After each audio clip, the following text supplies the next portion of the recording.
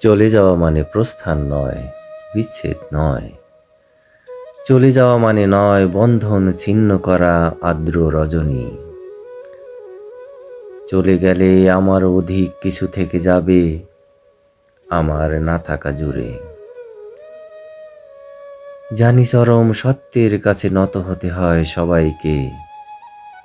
জীবন সুন্দর, আকাশ বাতাস পাহাড় সমুদ্র, সবুজ বনানী ঘেরা প্রকৃতি সুন্দর। আর সবচেয়ে সুন্দর এই বেঁচে থাকা।